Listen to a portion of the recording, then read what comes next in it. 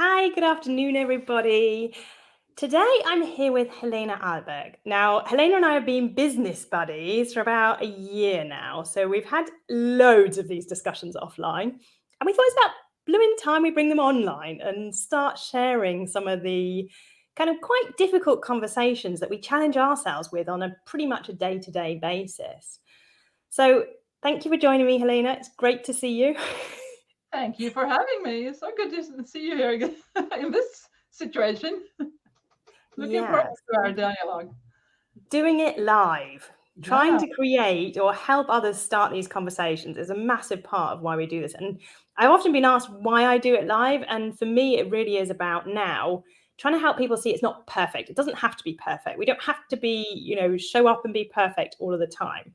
And actually, it's about having the conversation, starting the conversation rather than worrying about what it looks like or how it sounds too much. So we've started this kind of like discussion around the Women in the Workplace report that came out recently from McKinsey and Helene I. And what was there for you? How can we look at or address the findings that are pretty much or pretty severe actually in the consequences if this continues down this path? Mm.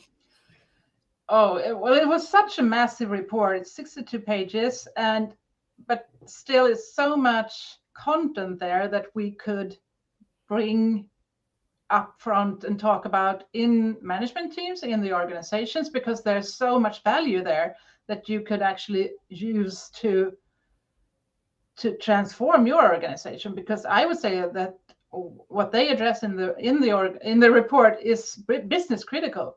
I mean, it's about women leaving companies in loads of women leaving the companies.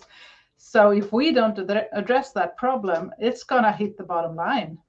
Yeah, totally. I mean, I kind of been saying this last few days is actually, it's talking about women, and it's been from lots of interviews of women leaders in America. Let's make this clear. You're in Sweden, I'm in Germany, but obviously British.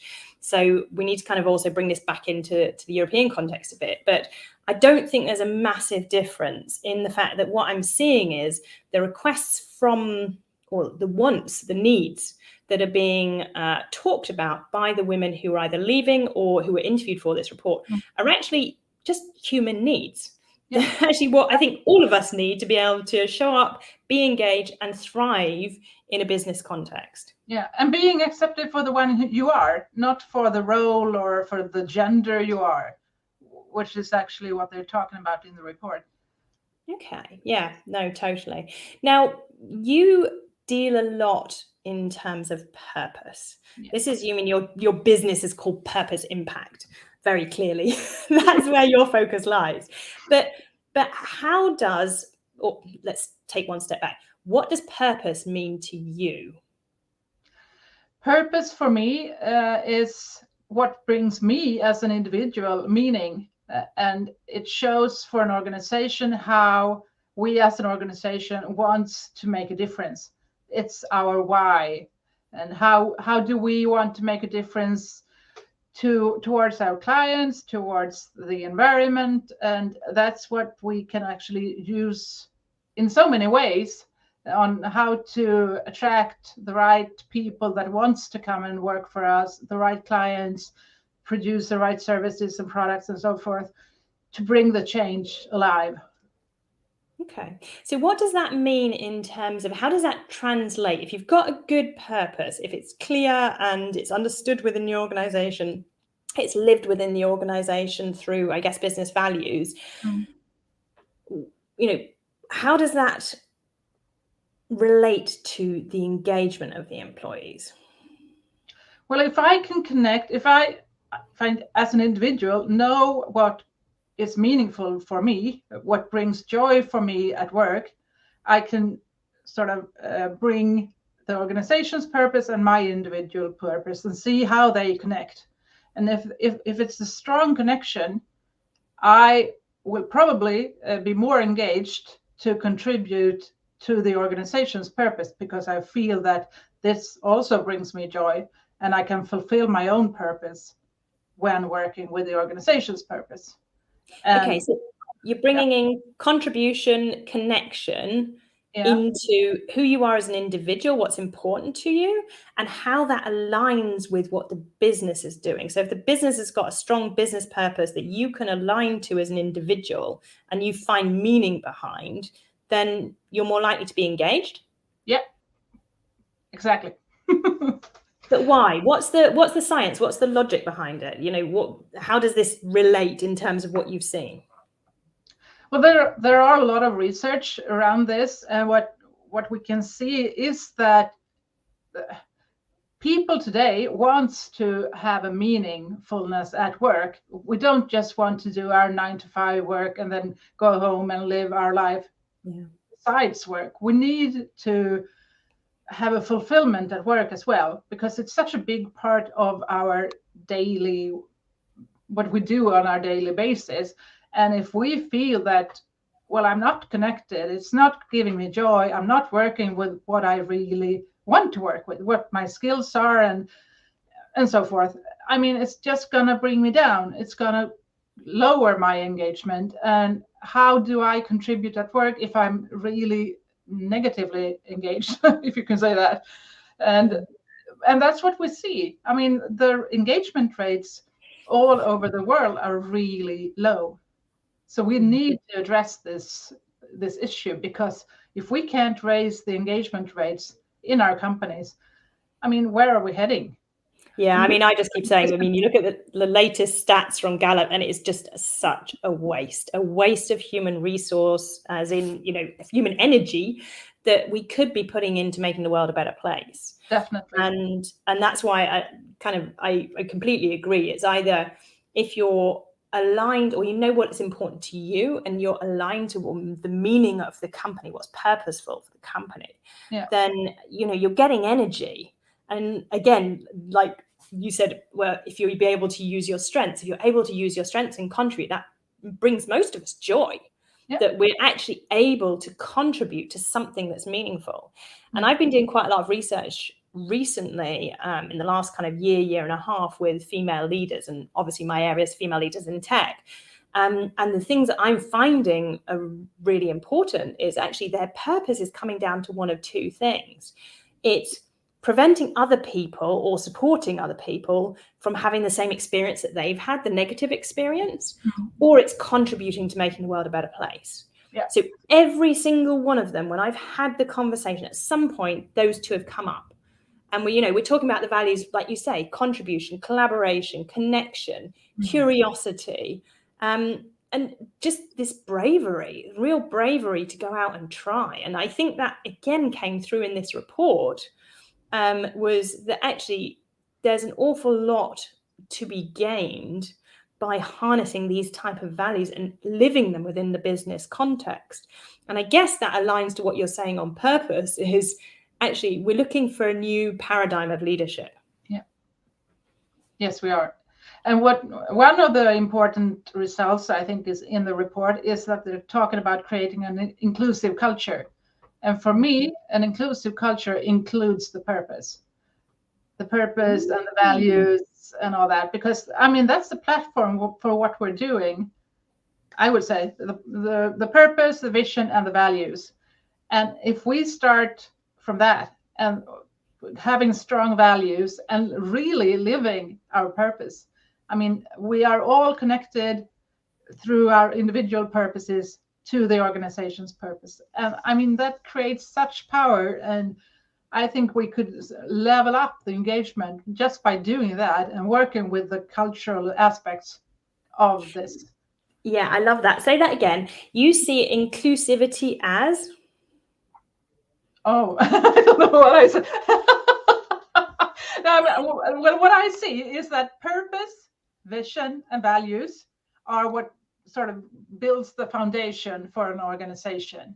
Right. And if we can use that as a leverage to build our culture, then I think we could work more strongly, more effectively with building the inclusive culture, where everyone, I mean, it doesn't matter what gender or race or whatever. I mean, it's us as human coming together and wanting to work together because we have the common goal, we have the common values, we have a common sense of what the purpose is for us. Okay. And that brings such power, I think. Yeah, no, I love that. I love this idea that actually inclusivity, incorporates the purpose and the values. Because I'm often talking about, well, incorporating your values in how you write your promotional structures, for example. So you're promoting people who are living your values and achieving what it is that you want, not just solely focused on achievement like a lot of businesses are. But also, when you're talking about like signing off decisions, actually, which of our values are we honoring? Which of our values are we dishonoring? And actually, purpose takes that to a whole nother level. Yeah. In the fact that obviously then it's like, is this aligned with our purpose? Is this moving us towards where we want to go? Yeah. Or is this actually a step backwards? And being able to have that conversation quite courageously within an organization. Well, that's the way you need to work with purpose. I mean, it can't be just a platitude on a PowerPoint presentation or on internet, because then it's not going to support us. So we really need to work on this actively and authentically, I would say, within the whole organization, not just in a management team. You need to involve everyone in the organization to do this work. Then you can get the leverage from it. Yeah, so it's about, I think, the same with all the discussions around diversity, equality, inclusion, belonging, sustainability. None of these are checkbox exercises, but actually they all interrelate in how you're building your business. And obviously you and I talk about sustainability quite a lot. You work with Teal, I work with B Corp. But what is important to this meshing that we're seeing in the fact that actually it's standing firmly in a few solid values to create an organization that's actually creating a positive impact in the world? Yeah. Well, I think you need to look at all these aspects with new eyes. You need to sort of dare to reevaluate what you have been doing and see what of this will bring us forward in building a progressive, purpose-driven organization. Because I don't think everything does it at all. And I think for doing that, you need brave leaders to really want to step up front, removing all the fear, the need to get good feedback all the time and be the strong manager, and invite everyone to this to contribute. Yeah, so this moving away from having the right answer to like utilizing the organization, utilizing the people that you have within the organization to find the right answer in the context of what's going on around us today. And obviously, as we know, things are moving so quickly at the minute that it can sometimes, well, you make one decision today and then, a week it might be invalid. But having the courage and the bravery, like you say, to actually go and have a look and say, okay, this is where we are today. Don't make us wrong for where we've been or where we are, but how can we do something different, fundamentally different going forward, to be able to leverage new opportunities, to be able to create a new culture, a new organization that will create a positive impact. Yeah, I usually say that we'll need to go from being a good organization, which most of the organizations have been, but how can we create a great organization? So build on what works and what feels good, and bring the modern leadership, the modern way of organizing, and bring that to build the great new progressive organization. I mean, today, as you say, change are going so fast. There's no way that the CEO or the executive team can know everything and sense everything. You need to involve all the skills, all the behaviors and attitudes that are needed within the organization, and bring them up front, and build communities and workplaces where you can contribute in the way that brings you forward. Yeah. And I guess let's pull back to close onto the point where we started on this, the workplace report. Now, this is very much America focused. They've done all the interviews in America. Is there a significant difference from the businesses and what you see in and around Europe? Yeah, I've been reflecting upon that. I mean, I've been looking to see if I can find some statistics here. And what I can see is that, I mean, the report is addressing that you lose women on the first step to becoming a manager. And I can see here in Sweden, we do have a lot of women stepping up towards the first step, the first level, but then we lose them. And I think we might have this similar problems, at least, even though we are more equal, or I think when it comes to homework, I mean, taking care of the kids and all that, it's still the male norm that is prevalent. Do you say that? Prevalent, within the organization. And so as women, we had a discussion yesterday at a network event, and women are we still need to adjust to the male norm. It's still there. You sense it, but you can't pinpoint it, so to speak. But so we still need to work with these issues over here in Europe too, I think. I don't know, what's your take in Germany and England? Yeah, I agree. I mean, I only did a post, I think, on Monday that is gender equality even still a thing that needs to be discussed, because just my experiences in the last month alone, I've been the only woman on the stage at a tech conference. I've, watched as the startups who I'll be working with in the next incubator were selected by 6 white men, investors and startup gurus. All great people, none of this is against the people that were there, but just if we look at what's happening around us and attending big events where, there's 40 or 50 men and 2 women in the room, and we're talking tech leadership. And so, we need to be visible, and representation matters. And this is one of the things that I'm seeing is, yes, women are stepping out of toxic environments. And actually that's part of what I do, is helping people identify, can I make a change here, or should I be stepping out to save my own energy, to go and put my energy somewhere I can use it? Because, women have an awful lot of what you might term other responsibilities. We're being pulled in an awful lot of directions. We take on all these additional roles because we're passionate about them, but they're side jobs. They're not, we're not given time to do them. And this is, it's part of what contributed to my burnout, but I think it contributes to a lot of women's burnouts. And when you see the burnout rates are higher, and again, this was in the report as well, I do see the trends being very similar over here in Europe to what they are in America. So I think the predominance is, yes, it's similar. It's similar enough that we can use it in the context of Europe to actually inform decisions and actually, challenge the old paradigms of what's going on. Yeah. I totally agree. I mean, that's the way I sense it as well. So, and I think there's such a big potential here that we're missing. And if we could just start to address these questions.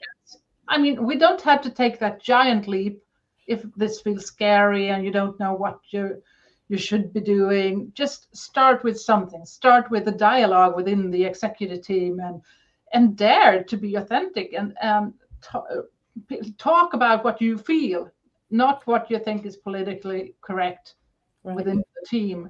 Because we're not going to change.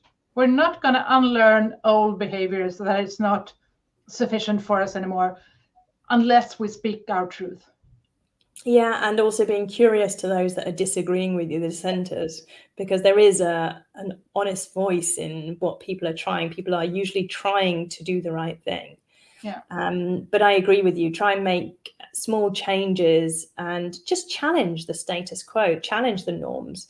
And I guess if you're struggling to do it internally, bring somebody in who can create that space for you, because it is so important to have a different level of consciousness to be able to, really see what's actually in the mirror. It's a bit like, I've got a coach. I know you work with coaches as well.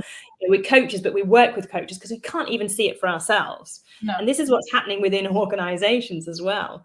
The consciousness that created the problem can't be the same consciousness that solves the problem. No, so you're part of the problem. Exactly. Being aware that we all need, to be able to reflect in a way. And it starts, personally, I always say it starts with an internal journey, a journey of yourself, which is why obviously we brought up individual purpose. but also, then how that shows up in your leadership, in how you're showing up in different situations within your life. Because we all, as humanity, we all need to challenge ourselves as to what we can do more of to create a more sustainable future of life on Earth. Yep, so true. So thank you, Helene. It's great to see you as always, and lovely to actually have a live conversation with you. Yeah, thank you so much for having me. It was great. We have to talk more. We will indeed. But anyone watching this back, send us your comments. We'd love to answer your questions. But also, if there's something like this that's important to you and you want us to talk about it, but you're not brave enough to have that conversation yourself, drop Helene a note, drop me a note, and let's start the conversation, because we're here to bring these kind of more difficult topics out of the wardrobe.